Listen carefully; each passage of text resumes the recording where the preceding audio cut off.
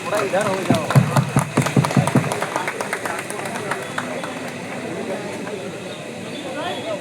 Weaker as you all can see, और इसके बाद भी गवर्नमेंट का अभी तक कोई रिस्पॉन्स आया नहीं है। तो I don't know what the government is waiting for, लेकिन सर की जो हेल्थ है वो दिन ब दिन थोड़ी खराब होती जा रही है। अभी सर एड्रेस करेंगे। तो जुलाई हाँ, तो 6वां दिन मेरे अनशन का खत्म होने जा रहा है। मेरा शरीर थोड़ा कमज़ोर हो रहा है, मगर मेरी आत्मा, मेरी रूह बिल्कुल वैसा ही फुर्तीला है और रहेगा। आज मैं आप लोगों को एक नई खबर बताना चाहता था, जिसे कि खुशखबरी भी कहा जा सकता है। जैसा मैं कहता रहा हूँ, 2 मुद्दे मेरे दिल के करीब हैं, शिक्षा और पर्यावरण। और सत्य और अहिंसा मेरा रास्ता रहा है और न्याय मेरी मंजिल।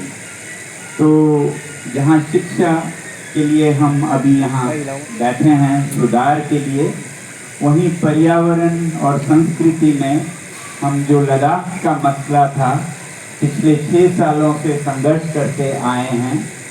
तो आज ही लेह में एक वार्ता हुई लद्दाख के नेताओं और गृह मंत्रालय के अधिकारियों के बीच, और उसमें लद्दाख के जो बचे हुए मसले थे उन्हें लगभग हल कर दिया गया, जिसमें गृह मंत्रालय राजी हुई कि वो लद्दाख में एक खास किस्म का लोकतंत्र स्थापित करेंगे, जैसा लोगों की अपेक्षा थी, और वैसे ही संस्कृति और प्रकृति के संरक्षण के भी उपाय किए जाएंगे, जैसा लोगों की अपेक्षाएं थी।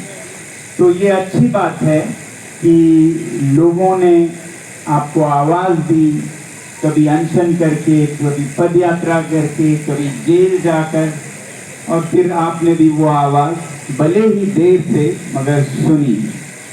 अब मैं चाहूँगा सरकार से विनम्र विनती करने की कि शिक्षा में जो ये मसला है, जो ये जवाबदेही है, वो भी आप पूरी करें।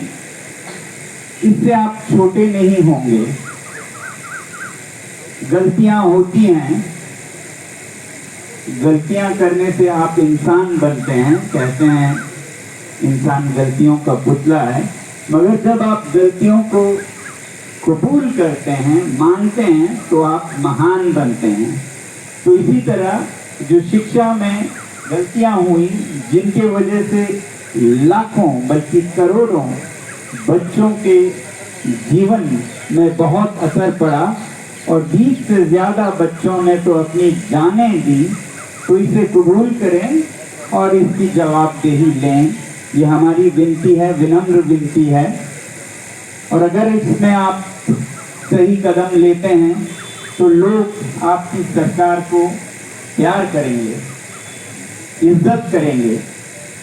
हम यहाँ पर किसी सरकार की तख्ता पलट करने नहीं आए हैं, बल्कि हम इसी सरकार में सुशासन लाने आए हैं, गुड गवर्नेंस लाने आए हैं, जिसमें कि एक लोकतांत्रिक सरकार लोगों की सुनती है, लोगों के प्रति सहानुभूति रखती है और संवेदनशीलता रखती है। तो ये शांतिपूर्ण अभिव्यक्ति है जिसे सुना जाए, और जब इसे नहीं सुना जाते तो ऐसे तत्व जो कि शांति में विश्वास नहीं करते, उनकी बात हावी होती है कि ये सब कुछ नहीं है, अशांतिपूर्ण तरीकों से ही मनवाए जा सकते हैं, जैसे कि पड़ोसी देशों में हुआ भी। तो हम चाहते हैं कि भारत दुनिया की सबसे बड़ी लोकतंत्र के तौर पर शांतिपूर्ण तरीकों को पुरस्कृत करे, न कि अशांतिपूर्ण तरीकों का इंतज़ार करें। तो हमारी उम्मीद है कि लद्दाख के मसलों को जैसे उन्होंने गंभीरता से ली, वैसे ही करोड़ों विद्यार्थियों की इस आवाज़ को भी वो सुने और ऐसा करके वो लोगों के और करीब पहुंचेंगे, वो और लोकप्रिय होंगे। और नहीं करते हैं तो हम तो कौन होते हैं सरकार बदलने वाले, मगर लोग सरकार जरूर बदलेंगे अगर लोगों की आप सुनेंगे नहीं तो। ये जो 2 करोड़ बच्चे जिन्होंने नीट के परीक्षाएं दी, या 2 करोड़ बच्चे जिन्होंने बीजेपी को फॉलो किया, उनके माता पिता, उनके रिश्तेदार मिलाएं तो लगभग 10 करोड़ लोग सीधे आपसे कह रहे हैं कि हमारी आवाज़ सुनिए। और किसी भी लोकतंत्र में इतनी बड़ी संख्या में लोगों की अवहेलना करना एक सरकार के लिए शर्मनाक बात है। मुझे उम्मीद है कि आप वक्त पे सुनेंगे, देर से सुनेंगे तो उससे नुकसान सरकार का ज़्यादा होगा।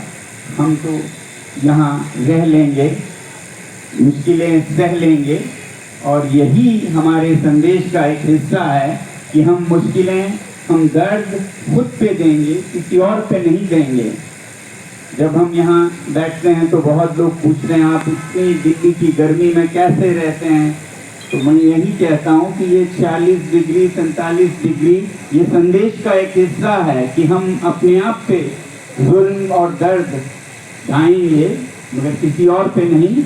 और यही दर्द हमारा संदेश है। जैसे हम -25 डिग्री में लद्दाख में बाहर सर्दियों में बैठे, वैसे यहाँ भी बैठेंगे। और ये जो संदेश जोर पकड़ेगा तो शायद आप सुनेंगे, और जब आप सही कदम लेंगे तो एक बहुत सकारात्मक एहसास